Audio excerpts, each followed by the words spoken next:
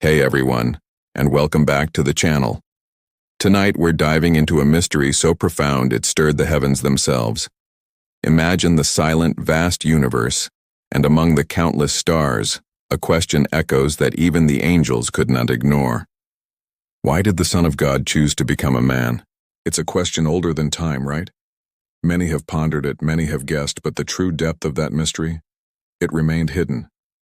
Even the angels, who saw Adam in his first dazzling glory, perfect, pure, crowned with honor, they also witnessed his devastating fall, his shame, his exile from the garden. But now, after thousands of years, something amazing was about to happen again. The heavens could sense it. Adam's lost glory was on the brink of being restored. Far away, down on earth, an old scholar named Elior sat quietly in a small room, surrounded by books and the soft glow of candlelight. He wasn't famous, he held no power, but his heart burned with an unquenchable thirst for truth. For years he'd pored over the scriptures, searching for a mystery that seemed to be hidden in plain sight.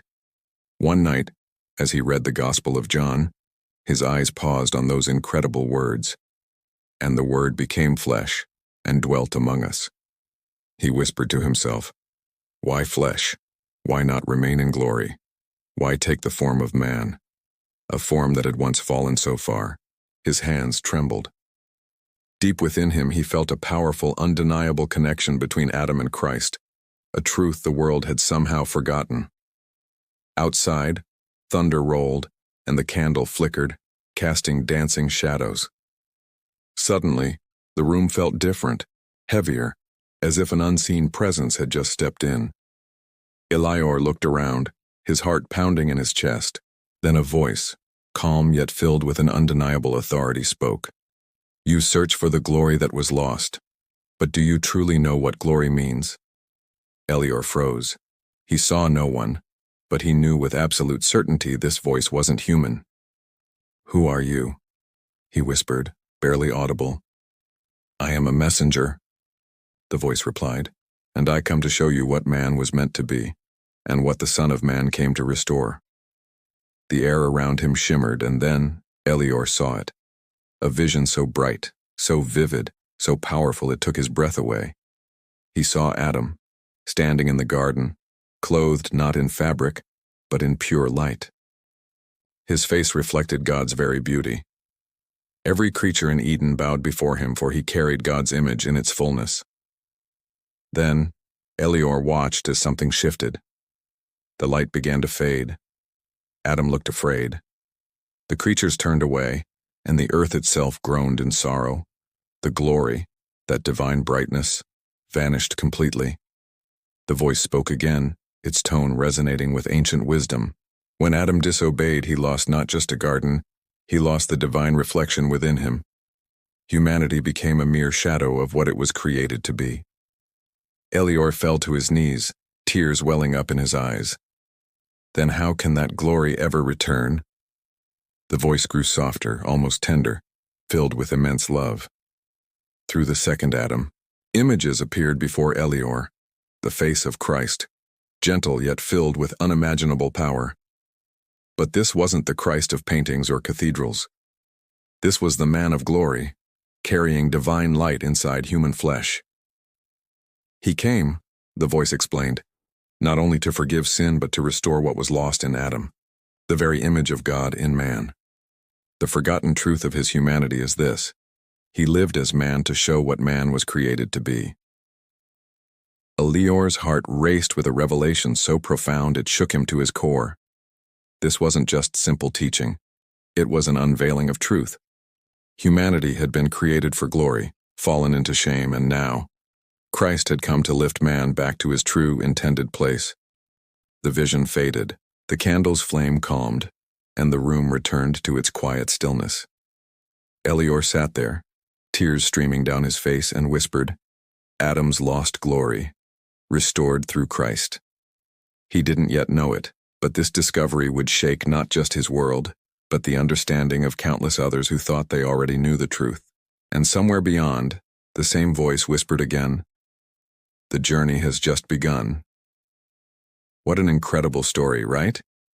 It makes you think about our own purpose and potential. What do you think this lost glory means for us today?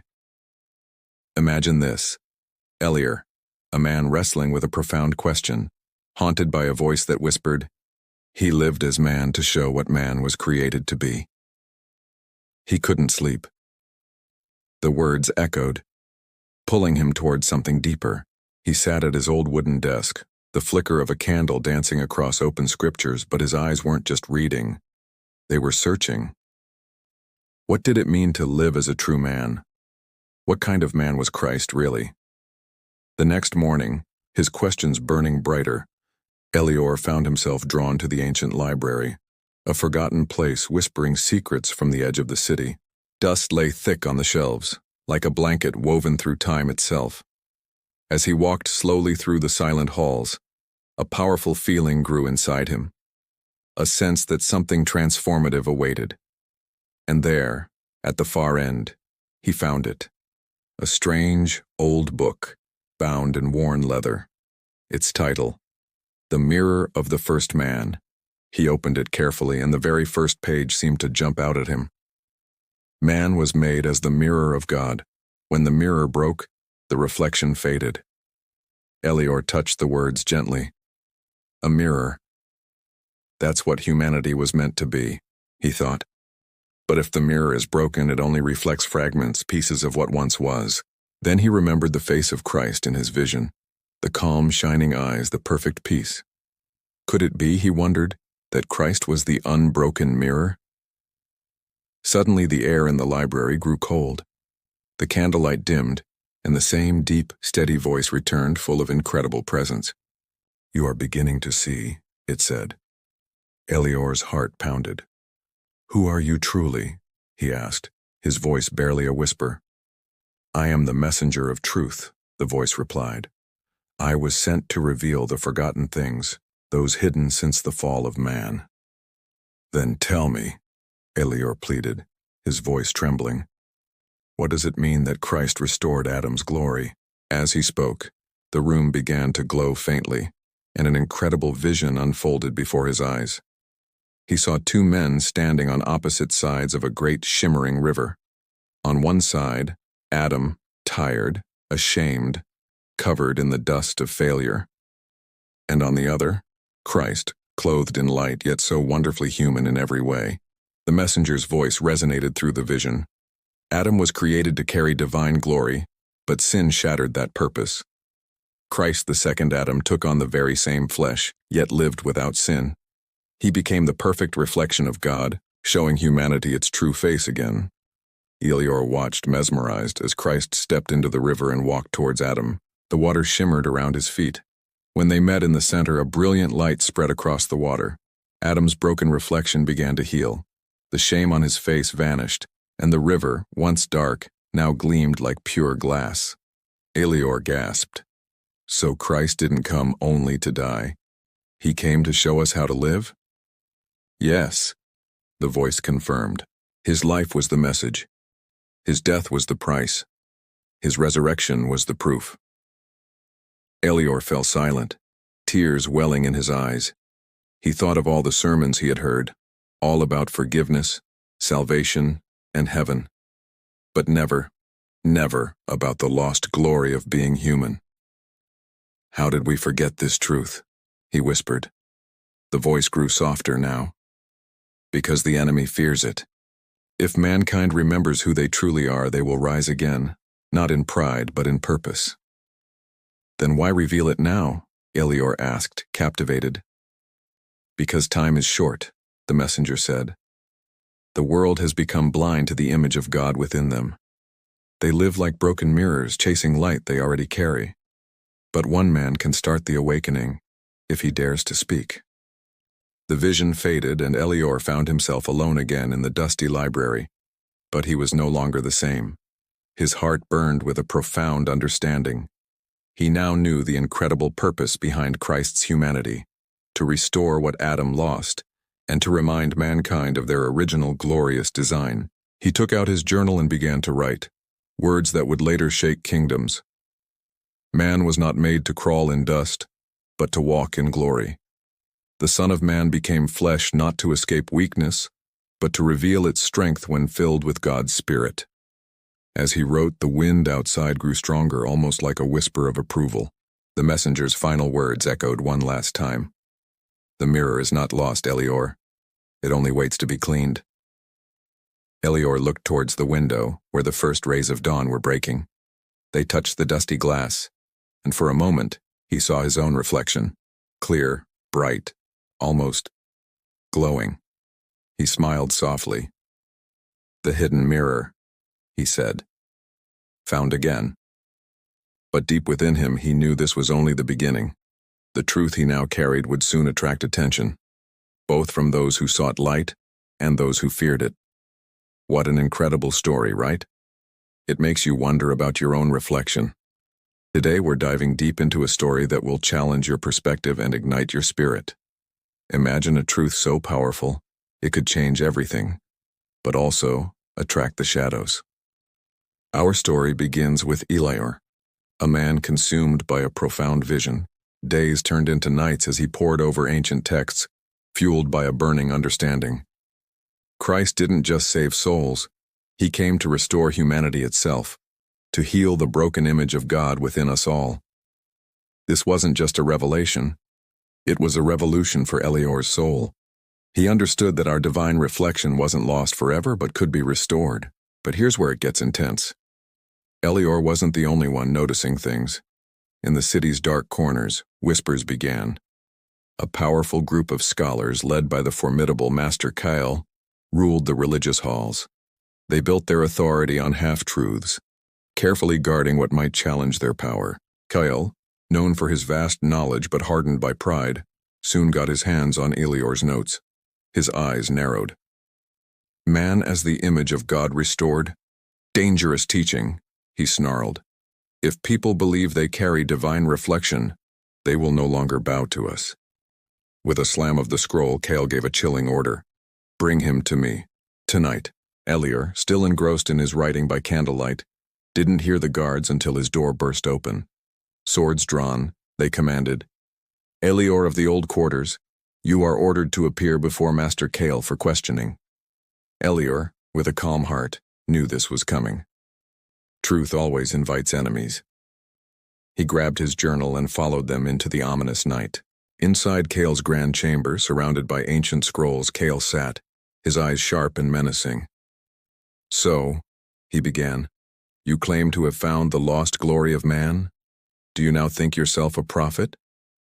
Elior simply shook his head. I am only a seeker of truth. What I found belongs to everyone.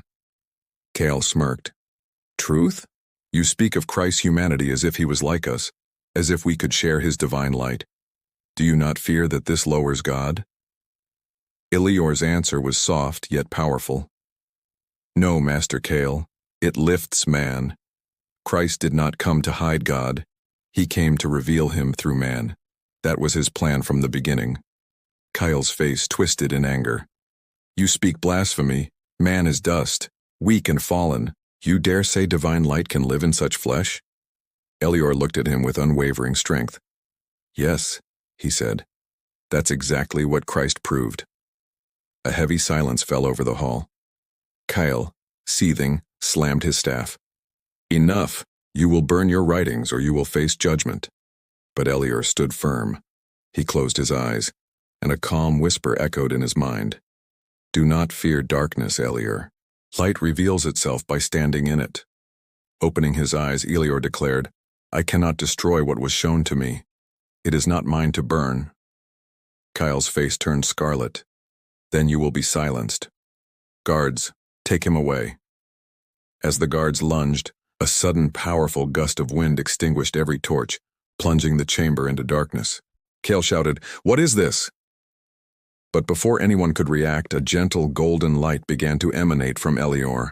The guards froze and Kyle stumbled back, trembling. Elior's voice, now calm and filled with an otherworldly power, resonated. You cannot stop what heaven has already begun. Then, as suddenly as it appeared, the wind faded, the light vanished, and Elior was gone. Kyle stood speechless, his guards whispering in terror. Master, He vanished, like the light itself took him, one stammered. Kyle's eyes darted to the empty doorway. He clenched his fists. Find him before his word spread. This restoration must never reach the people. Far from the city, Elior found himself in a quiet valley beneath a canopy of stars. He fell to his knees. Lord, where am I? The messenger's voice, gentle as before, replied, Among the hidden ones, those who still remember the first glory.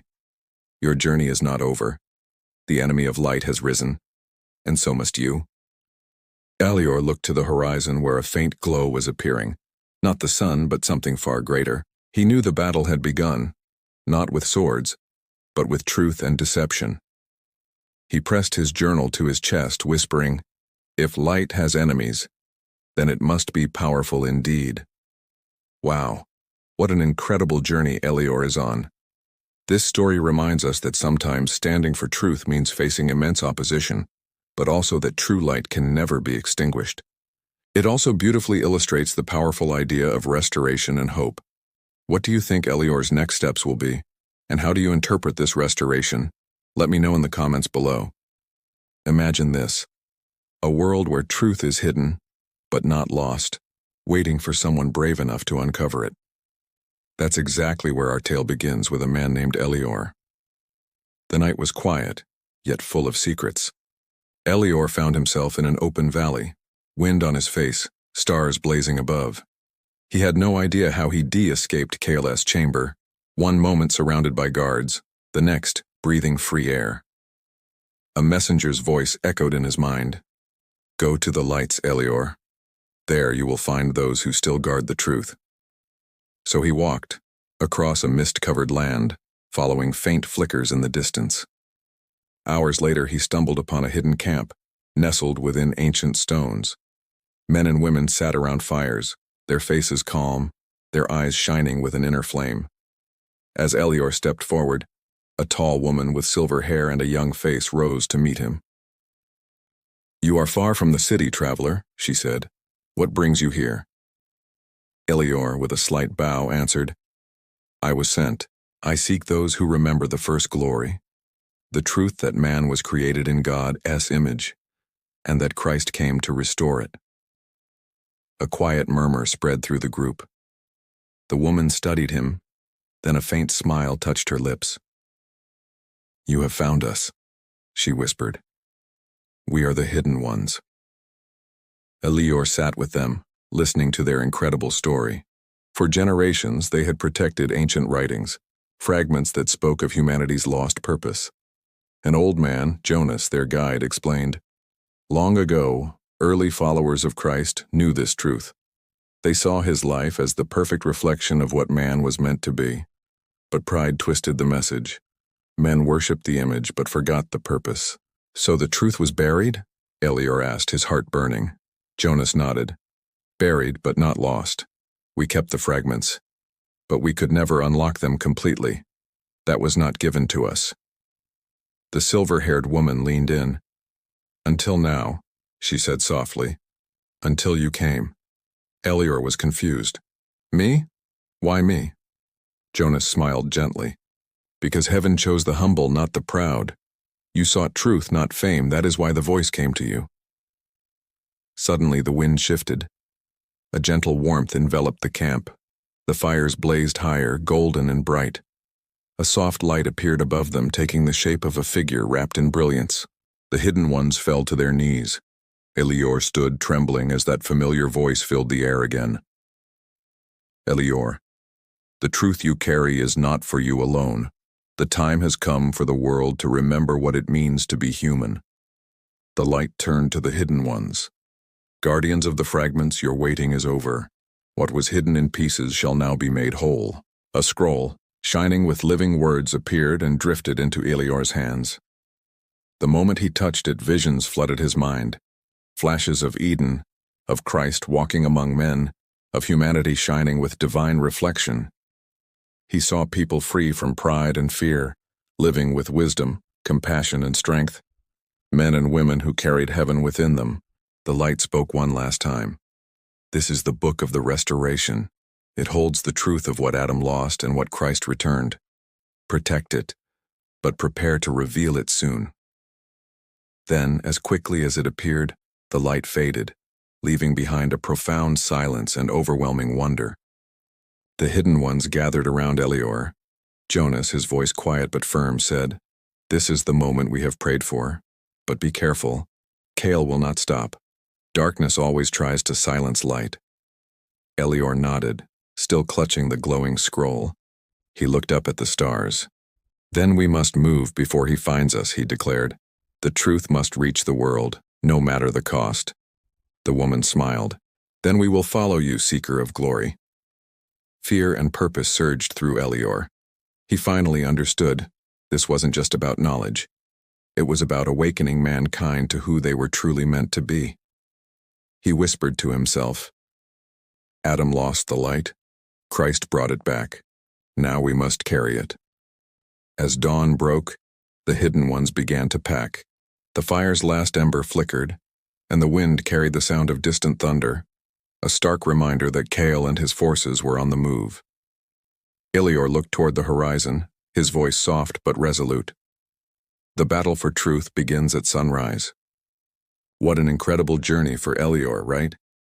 This story, though fictional, carries such a powerful message about discovering truth, finding your purpose, and standing up for what's right, even when it's dangerous. It reminds us that sometimes, the greatest truths are those waiting to be rediscovered within ourselves and shared with the world. What do you think about Elior's mission? Have you ever felt called to uncover a hidden truth or to stand for something important? Let me know in the comments below. As dawn broke, casting a golden hue across the valley, the hidden ones readied themselves to depart. Elior stood apart from the others, the glowing scroll held securely against his chest. Its words felt alive, whispering to him, almost breathing. This was no mere book, it was a key. Jonas, the old guide, approached him. "The time has come," he said, his voice steady. "But remember, we don't fight with swords. Our battle is fought with words, truth against lies." Elior nodded, his resolve firm. "Then let our words shine with the same light that Christ carried." And so their journey back to the city began. They traveled for days, winding through mountains and across rivers, skillfully avoiding Kale's patrols. Along the way, Elior began to share the revelations from the scroll. He spoke of Adam, who once perfectly reflected God, his entire being a vessel of pure light. He explained how sin had shattered that reflection, leaving humanity broken and disconnected. Then he spoke of Christ, who by living a truly human life, restored that mirror, proving that divine life could once again dwell within human flesh. Those who listened were captivated. Farmers, travelers, even children, stood in silent awe. Some wept openly, while others rejoiced. It was as if a long-dormant truth within them had been reawakened. Word of Elior and his message spread like wildfire. By the time they reached the city's outer walls, a crowd of hundreds was already waiting, their souls hungry not for bread, but for truth. But Kale was watching. Inside his opulent chamber, he paced back and forth as his messengers delivered the reports. "Elior is preaching in the streets," one said. "They call him the Seeker of Glory. They say he carries a divine book." Kale's eyes blazed with fury. "A book? No book speaks such foolishness. This man is turning peasants into prophets. He must be silenced before this fire spreads any further." He turned to his loyal followers. "Prepare the council. We will accuse him publicly. If he loves words so much, then words shall be his battlefield." That night the city square was a sea of flickering torches and hushed whispers. The council had assembled, and hundreds of people filled the streets, their anticipation thick in the air. Elior stood calmly in the center, the scroll hidden beneath his cloak. Kale made his grand entrance, his golden robes shimmering, his eyes sharp and accusatory. He raised his voice, letting it carry across the square. "Elior of the old quarters, you stand accused of speaking against sacred teachings. You claim that man shares in divine glory, that flesh and spirit are one. Do you deny this?" Elior stepped forward, his voice clear and unwavering. "I do not deny truth. I speak what was forgotten, that Christ's humanity was not a weakness but a revelation. He showed us what Adam lost and what all of humanity can regain through him. A murmur rippled through the crowd. Kyle's jaw tightened. And you dare claim this truth was hidden by men of faith? Elior's eyes shone with conviction. Yes, because power fears freedom. If people remember they carry the image of God, they will stop bowing to fear. They will live as sons, not as slaves. A wave of emotion swept through the onlookers. Kyle, enraged, slammed his staff on the ground. Lies, blasphemy, no man can share in divine light. Elior looked at him, his expression gentle but his question piercing. Then why did the light become man? The square fell utterly silent. Even Kale's followers froze, the question hanging in the air like an impending storm. Elior continued, Christ became flesh not to show what God could do, but to show what man could be when filled with God. He was not only the Son of God, he was the Son of Man, the mirror restored. Tears began to stream down faces in the crowd. Some people fell to their knees as the simple, profound truth struck their hearts like lightning. Enough, Kale screamed. Arrest him! As the guards moved forward, the scroll in Elior's hands began to glow. A soft, gentle light radiated from it, powerful and pure. The guards halted, mesmerized. The crowd gasped as the golden light washed over the square, filling every corner. Elior lifted the scroll high. This light is not mine, he declared. It belongs to all who remember who they are.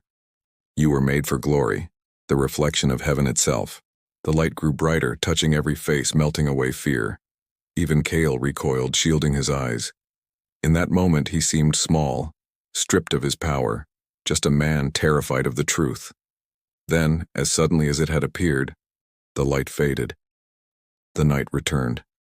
Elior stood, breathing deeply as a profound silence settled over the square. The hearts of the people had been forever changed. Jonas whispered from behind him, You have begun the war of words, Elior, and light has spoken first. Elior looked out at the faces before him, now shining with hope, and smiled. The restoration has begun. But far away, in the shadows of the temple, Kale hissed to his followers, Then we will destroy the light itself. Imagine a city transformed. Not long ago, fear and silence reigned, but now, whispers of hope fill every street. People are finally seeing themselves not as broken, but as reflections of a divine purpose. This incredible shift is all thanks to one man, Elior, and his message of the restored image. But while the city awakens, a dark storm gathers. Inside the grand marble temple, Kale, the head of the Council of Elders, is furious. Elior's message has spread like wildfire, threatening everything Kale's power, built on guilt and fear, stands for. This cannot continue, he roars, slamming his hand down. He just can't grasp why people would embrace glory and light instead of fearing God. Even his own priests are joining Elior. Kale's eyes darken. He vows that they will all fall together. That very night, Kale secretly gathers his elite soldiers, cloaked in black armor, their torches burning with an eerie blue light. His orders are chilling. Find Elior, burn his writings, destroy the hidden ones, and bring me the scroll, the so-called Book of the Restoration. You can just feel the tension building, right? Meanwhile, Elior is in a quiet room at the city's edge, surrounded by his loyal followers, the hidden ones. A gentle warmth radiates from the ancient scroll he holds. Jonas, one of the hidden ones, speaks softly. The people believe again, Elior. You've achieved what we've only dreamed of. But Elior, ever humble, shakes his head. It was never about me. This light belongs to everyone. Yet a heavy feeling settles in his heart. He knows Kale won't stop, and he senses something dark is coming. And he's right. Just before dawn, the city is plunged into chaos. Temple soldiers storm the streets, setting homes and precious scrolls ablaze. The whispers of hope are replaced by screams of terror. Elior and the hidden ones flee, clutching the sacred scroll, towards the safety of the hills. As they run, Jonas stumbles, coughing in the smoky air. Go on, Elior, he urges, but Elior refuses to leave him behind. No one gets left behind, he insists. The truth needs all of us. This is such a powerful moment of unity and resilience. They finally reach the ancient temple ruins outside the city, a forgotten place, once sacred. Elior stops. This is where it all began, he murmurs, referring to Adam's original story. We will make our stand here. As Kale's soldiers close in, Elior stands resolute in the doorway of the ruins, the scroll open in his hands. Kale himself steps forward, his face contorted with rage and pride.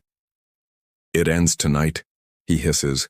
Your lies will burn, your light will fade, and the people will return to us.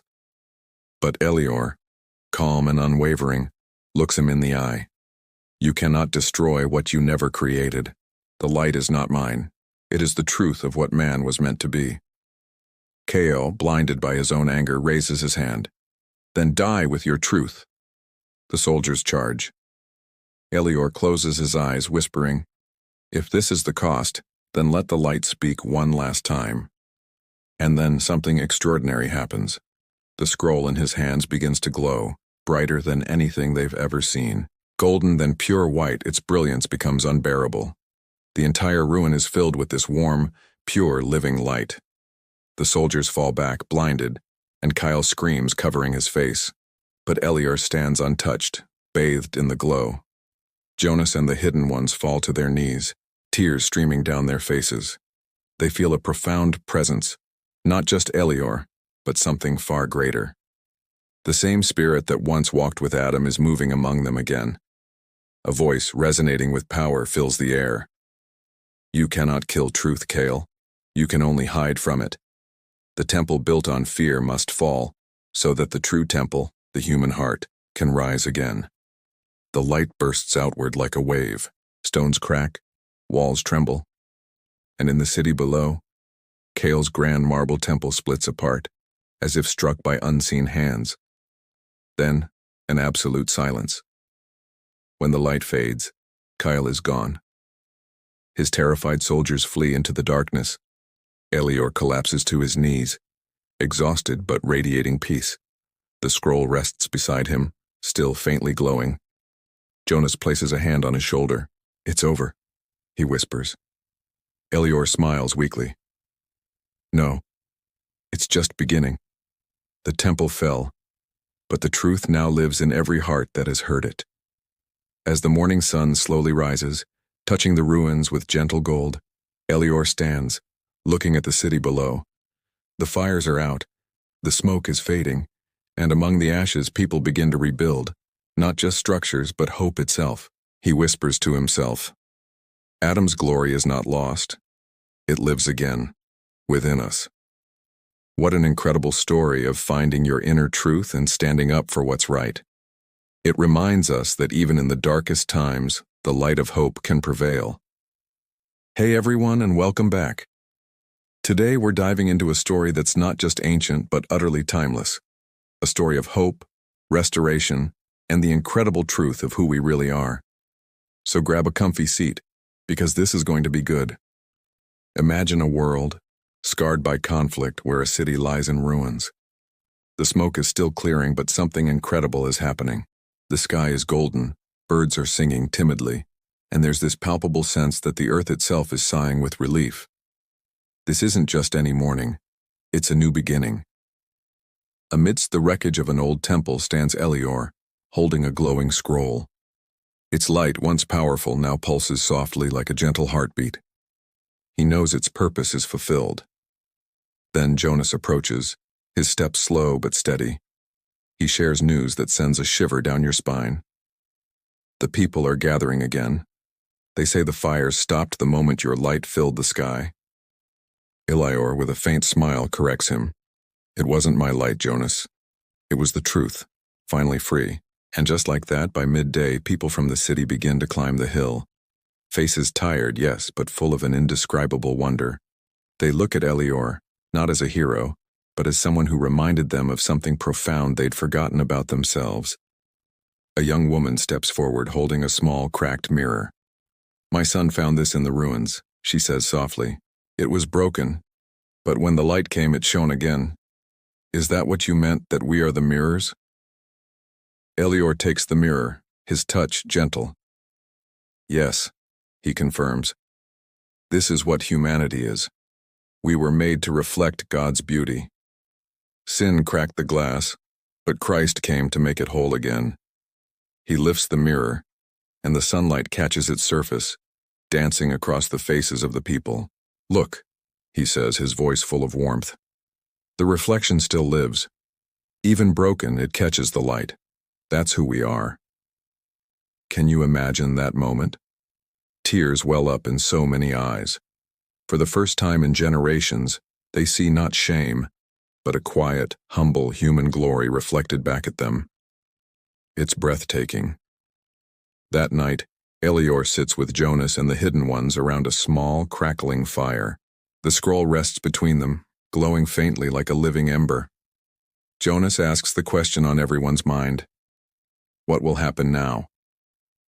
Elior gazes into the flames. The message must spread. The world must remember what was lost and what has been restored. But I will not lead them forever. Others will carry the light further than I can. A silver-haired woman smiles wisely. Then the restoration will never end. Elior nods.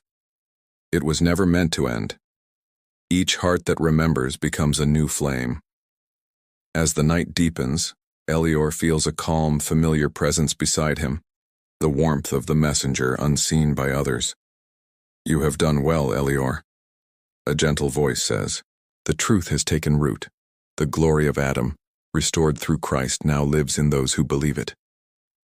Elior closes his eyes. Is this the end of my path? The voice pauses. Not the end, the passing of light. Every generation must rediscover the same truth. But you have reopened the way. He smiles softly. Then let the next ones walk in it. The light around him shimmers one last time, then fades into the stars. Years pass. The city is rebuilt, not with grand marble and gold, but with kindness and understanding. They call it the City of Mirrors. They teach their children that the image of God isn't far away in the clouds, but lives within every human soul. The scroll is placed in a glass chamber in the new temple, not to be worshipped, but as a vibrant reminder that truth is alive when it's lived. Jonas becomes the first teacher of this restored way, and the Hidden Ones guide many villages, speaking simple words. Christ revealed not a distant God, but a near one who lives within us, waiting to shine. One quiet evening, many years later, a child asks Jonas, "Do you think Elior is still alive somewhere?" Jonas smiles, looking toward the sunset. In a way, yes. Every time someone remembers who they truly are, Elior lives again. Because light never dies. It only passes from one heart to another. The child nods slowly, gazing at the horizon, where the last rays of sunlight paint the sky in gold. Jonas whispers, "This is the dawn of restoration. The glory of Adam lives through the humanity of Christ." And far beyond the hills where the stars shine like living fire, a familiar voice echoes across eternity, calm, timeless, victorious. The image has returned. What an incredible journey, right? This story reminds us that even when things feel broken, the light within us can still shine. We are made to reflect beauty, to carry hope, and to be a part of this endless restoration. If this story resonated with you, I'd love to hear your thoughts in the comments below. What part touched you the most? And if you haven't already, please hit that like button, share this video with someone who needs to hear it, and subscribe to our channel for more stories that inspire and uplift. Thanks for watching, and I'll see you next time.